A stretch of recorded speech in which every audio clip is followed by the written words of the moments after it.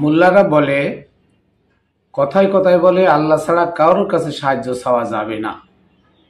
কি চমৎকার ব্যাপার! অথচ একজন নবী হয়ে তিনি একজন মানুষের কাছে সাহায্য চাইলেন। আসুন জানি।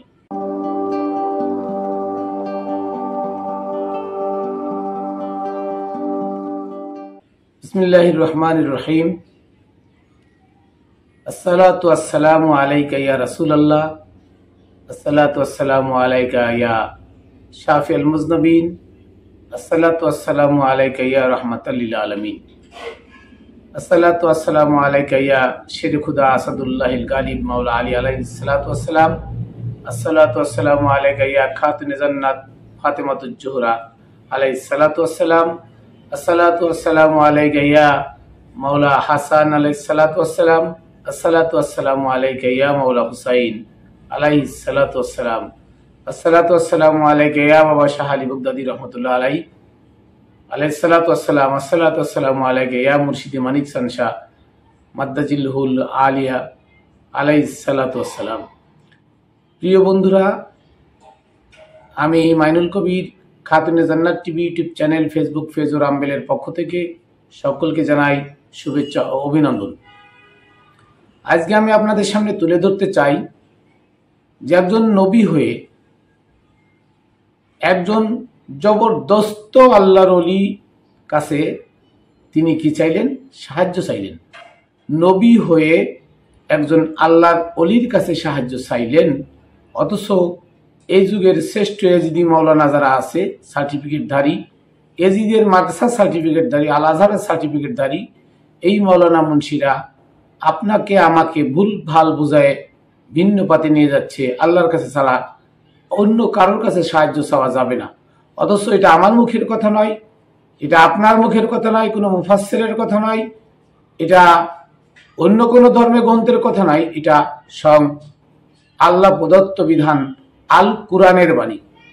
যে একজন নবী হয়ে, যে নবীর কথা বাতাস শুনতো, আকাশে শুনতো, বাতাসে শুনতো, গাছপালা পশু পাখি সকলে শুনতো এবং সকল সৃষ্টি জীবের কথা তিনি বুঝতেন, ভাষা তিনি বুঝতেন। তিনি হজরতে সুলাইমান আলাইহিস সালাম, দাউদ আলাইহিস সালামের নবী দাউদ আলাইহিস সালাম, যিনিও নবী, বড় চারখান কিতাবের একজন মালিক হজরতে দাউদ আলাইহিস সালাম, জবুর কিতাব, এবং যার কণ্ঠ এত সুন্দর মধুর ছিল, যার কণ্ঠে মানে তেলাওয়াত, জবুর কিতাবের তেলাওয়াত শুনে পশু পাখি মাছ এসে মানে সবকিছু বাদ দিয়ে তার তেলাওয়াত শুনতো। সুবহানাল্লাহ। সেই দাউদ আলাইহিস সালামের সুযোগ্য কনিষ্ঠ পুত্র হজরতে সুলাইমান আলাইহিস সালাম, যার রওজা মসজিদে আকসার ভিতরে যাকে দাফন করা হয়েছে, সেই মসজিদে আকসার ভিতরে শুয়ে আছেন সুলাইমান। এই সুলাইমান নবী, যিনি তখ্তে সুলাইমান বলে, তখ্তের উপরে উঠে, আজকে তো বিমান আছে, বিমানে এদিক ওদিক যায়, তখনকার সময় বিমান ছিল না, উনি তক্তার উপরে বসে, কাঠের উপরে বসে বাতাসকে বলতো, বাতাস আমাকে অমুক জায়গায় নিয়ে যাও, বাতাস তাকে সেখানে নিয়ে যেত। সুবহানাল্লাহ। সেই সুলাইমান আলাইহিস সালাম, উনি যখন হুদুদ পাকে এসে বললেন যে, হে সুলাইমান, তোমার চিঠি আমি রানী বিলকিসকে দিয়েছি। রানী বিলকিস এই চিঠি পড়ে সে আশ্বস্ত হয়েছে, বিশ্বস্ত হয়েছে, এবং সে তার দলবল নিয়ে তোমার কাছে আত্মসমর্পণ করতে আসছে। আত্মসমর্পণ কোন আত্মসমর্পণ? ক্ষমতার লড়াই নয়। আত্মসমর্পণ হচ্ছে মুসলমান হওয়া। ভিন্ন ধর্মে আমি আছি, হ্যাঁ, আমি ভিন্ন পথে আছি, আল্লাহকে বিশ্বাস করি না, নবী রাসূল মানি না, আসমানি কিতাব মানি না, আমি এই সব কিছু গ্রহণ করে আমানু হয়ে আমি সুলাইমান তোমার পদচরণে নিজেকে আত্মসমর্পণ করছি, এবং শুধু আমি নই, আমার সঙ্গে আমার দলবল যারা আছে সকলকে নিয়ে আমি আত্মসমর্পণ করব। এই কথা হুদুদ পাখি যখন সুলাইমান আলাইহিস সালামকে এসে বলল, তখন সুলাইমান আলাইহিস সালাম কি করলেন? সূরা নামলের 38 নম্বর আয়াত আপনারা পড়ে দেখবেন। সুলাইমান আলাইহিস সালাম বললেন, ক্বালা ইয়া আইয়ুহাল মালাউ আইয়ুকুম ইয়াতিনি বিআরশিহা ক্বাবলা আইয়াতুনি মুসলিমিন। যে হ্যাঁ আমার পরিষদ বর্গ, তোমরা কেউ আছো, কেউ পারবে, কারোর ক্ষমতা আছে, কারোর কোনো ঐশ্বরিক শক্তি আছে যে ইয়াতিনি বারশিহা, রানী বিলকিসের চেয়ার আমার কাছে এনে দিবে, কবলা আইয়াতুনি মুসলিমিন, সে আমার কাছে যে মুসলমান হবে, আত্মসমর্পণ করতে আসবে, এই আত্মসমর্পণ করতে আসার আগে রানী বিলকিসের সেই দামি চেয়ারটা, সেই আসনটা কেউ আসো আমাকে এনে দেবে, আমি তাকে কোথায় বসতে দেব? আমি চাই রানী বিলকিসের আসনে রানী বিলকিসকে বসতে দিবে, তাকে আমি বিস্মিত করব। তখন জিন জাতিদের মধ্য হতে একজন বলল, কলা ইফরিতুম মিনাল জিন্নি, জিন জাতির মধ্যে হতে একজন ক্ষমতাশীল জিন বলল, আনা আতিকা বিহি কবলা আন তাকুমা মিন মাকামিকা, যে হে সুলেমান, আমি তোমার এই চেয়ার টেনে দেব, তোমার স্থান থেকে তুমি খালি উঠে দাঁড়াবে, এই সময়ের ভিতরে আমি রানী বিলকিসের চেয়ার তোমার কাছে এনে দেব। সুলাইমান আলাইহিস সালাম বললেন, হবে না, আমাকে আরো দ্রুত এনে দিতে হবে। তখন দেখেন মানুষের ক্ষমতা কি, নবীর থেকে মানুষের ক্ষমতা কত বেশি, আপনারা একটু ভালো করে দেখেন। তখন ওইখানে উপস্থিত ছিলেন আসিফ বিন বারখিয়া, হযরতে আসিফ বিন বারখিয়া, যিনি একজন জবরদস্ত আল্লাহর ওলি, মজনু মজ্জুব কামেল ওলি। উনি কি বললেন? ক্বাল আল্লাযী ইনদাহু ইলমুম মিনাল কিতাব, এমন এক লোক বলে উঠলো যার কাছে কিতাবের জ্ঞান আছে, তার মানে আধ্যাত্মিক জ্ঞান আছে যার কাছে। এমন এক লোক বলে উঠলো, কি বলে উঠলো? কি বলে উঠলো? জানাতিকা কবলা আই ইয়ারতাদ্দা ইলাইকা তরফুকা, যে হে সুলাইমান, আমি এই চেয়ারটা তোমার চোখের ফলকে এনে দেব। সুবহানাল্লাহ। আসিফ বিন বারখিয়া, হযরতে আসিফ বিন বারখিয়া, যিনি মজনু মজ্জুব একজন জবরদস্ত আল্লাহর ওলি, তিনি দাঁড়ায় বললেন, ক্বাল আল্লাযী ইনদাহু ইলমুম মিনাল কিতাব, শুনে রাখেন, ক্বাল আল্লাযী ইনদাহু ইলমুম মিনাল কিতাব, যার কাছে কিতাবের জ্ঞান আছে। ইলমুন মানে মিনাল কিতাব মানে যার কাছে কিতাবের জ্ঞান আছে। কিতাব মানে কি? জীবন্ত কুরআন যার কাছে আছে, যিনি জীবন্ত কুরআন, যিনি ঐশ্বরিক জ্ঞানের অধিকারী, যিনি আধ্যাত্মবাদের অধিকারী। শিয়ারা আধ্যাত্মবাদ মানে না। এই যত 73 ফিরকা আছে, এই 73 ফিরকার একটা ফিরকাও আধ্যাত্মবাদ মানে না। আধ্যাত্মবাদ না মানার কারণে আজকে অধঃপতন তাদের। আজকে তারা আল্লাহর খুঁজে, আল্লাহকে পায় না, কোরআন বোঝে না। আর কোরআন তারা এই জন্য বোঝে না, কোরআন বুঝলে আল্লাহকে পাওয়ার জন্য যে পথগুলো আছে সেই পথগুলো অবলম্বন করতে হবে। আধ্যাত্মবাদ তাদের মানতে হবে। তারা যদি আধ্যাত্মবাদ মানে, সুফিবাদ মানে তাহলে ওই পশ্চিমাদের তেল বেচা টাকা, ইহুদিদের কোকা-কোলা বেচা টাকা, ওই আমেরিকার সারা বিশ্বে মস্তানি করে টাকা এনে সেই টাকা মুসলমানদের ধ্বংস করার জন্য ব্যয় করা হয়। এই আলে হাদিস, আলে সালাফি, জামাত, তাবলিগ, কত রকম দল, এই দলদের খারিজি, ওয়াহাবি, হেফাজত, এদেরকে দিয়ে ইসলামটাকে ধ্বংস করে ওই পশ্চিমারা সারা জায়গাদের তেলের টাকা লুট করে, গ্যাসের টাকা লুট করে, বিভিন্ন জায়গায় যুদ্ধ বিগ্রহ লাগাই দিয়ে অস্ত্র বেচে অস্ত্র ব্যবসা করে সেই টাকা মুসলমান ধ্বংস করার জন্য তারা ব্যয় করে। এই টাকাগুলো তো আর এই মোল্লারা পাবে না। এই জন্য এই ওয়াহাবি মোল্লারা কয় আল্লাহর কাছে ছাড়া কারোর কাছে সাহায্য চাওয়া যাবে না। অথচ একজন নবী সুলাইমান, এত বড় একজন নবী, তিনি আসিফ বিন বারখিয়ার কাছে সাহায্য চাইলেন, একজন মানুষের কাছে সাহায্য চাইলেন। তাই বলছে যে ক্বাল আল্লাযী ইনদাহু ইলমুল কিতাব, ওই ব্যক্তি যার কাছে কিতাবের জ্ঞান আছে, তার মানে যার কাছে আধ্যাত্মবাদ আছে, যার কাছে আল্লাহ প্রদত্ত জ্ঞান আছে, যিনি জীবন্ত কুরআন এবং যিনি ঐশ্বরিক বাণীর অধিকারী, তিনি বললেন, আনা আতিকা, আমি তোমাকে ওইটা এনে দেবো, চেয়ারটা এনে দেবো, বিহি কবলা আইয়ারতাদ্দা ইলাইকা তরফুকা, তোমার নজর খালি মানে একটা পলক মারবে, এক কথায় এক পলকের ভিতরে, তুমি চোখে পলক মারবে, পলকের ভিতরে আমি তোমাকে ওই চেয়ারটা এনে দেবো। ফালাম্মা রাহু মুস্তাকিররান ইনদাহু, অতঃপর সুলাইমান পলক মেরে দেখে চেয়ার তার সামনে হাজির। ক্বালা হাযা মিন ফাদলি রব্বি, এটা আমার রবের পক্ষ থেকে অনুগ্রহ। তাহলে এই উপকার কে করলো? আল্লাহ করেছে না মানুষ করেছে?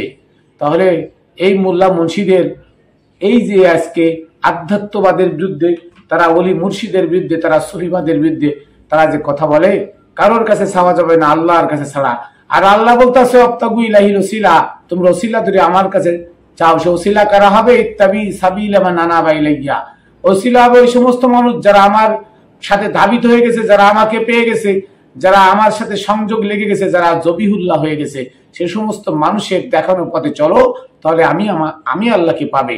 আর আজকে মোল্লা মুন্সিরা ইস্তেসকার নামাজ পড়ে আল্লাহর কাছে চায়, এরম করে চায় না, এমনি করে চায়। কারণ কি? এমনি করে চাওয়ার উদ্দেশ্য লক্ষ্য হলো সারা জীবন মানুষের কাছ থেকে চায় খেয়ে জীবন বাঁচালাম, এখন আল্লাহর কাছে এভাবে কি করে চাই? অথচ আরবি একটা প্রবাদ আছে, আল ইয়াদুল উলা খয়রুম মিন ইয়াদিস সুফলা। এই উঁচু হাত নিচে হাত থেকে উত্তম। এই হাত মানে চাওয়া, এই হাত মানে দেওয়া। এই উঁচু হাত নিচে হাত থেকে উত্তম। অতএব এই সমস্ত মোল্লারা আজকে দেখেন ইস্তেসকার নামাজ পড়ে সারা বাংলাদেশে এমন কোনো জায়গা নাই যে 15-20 দিন যাবত ইস্তেসকার নামাজ না পড়েছে, অথচ এক ফোঁটা বৃষ্টি হয় নাই। আমি আমার বক্তব্য বলেছিলাম যে ইস্তেসকার নামাজ যতই পড়ো বৃষ্টি হবে না। আমার দাদা হুজুর মুতালেব শাহ দরবারে ওরস আছে, আমি ওখানে গিয়ে একটা সিগন্যাল পাই, ওরস আছে, ওরসের পরে বৃষ্টি হয়, ওরসের পরে বৃষ্টি হবে ঠিকই। বুধবার রাত্রে বৃষ্টি, বুধবারে ওরস শেষ হয়েছে, বুধবারে রাত্রে কিছু বৃষ্টি হয়েছিল, বৃহস্পতিবারে আপনারা দেখছেন সারা বাংলাদেশময় বৃষ্টি, তুমুল বৃষ্টি হয়েছে বৃহস্পতিবারে, এবং তাপমাত্রা নাই, তাপমাত্রা এখন 24-25-26 ডিগ্রিতে চলে আসছে। তো এটা হচ্ছে অলিদের একটা মানে নজির, অলিদের একটা ঐশ্বরিক ক্ষমতা। এটাকে মোল্লারা অস্বীকার করে, তাই কয় আল্লাহর কাছে চাও না, মানুষের কাছে চাও না, আল্লাহর কাছে চাও। আর নবী হয়ে সে কি করলেন?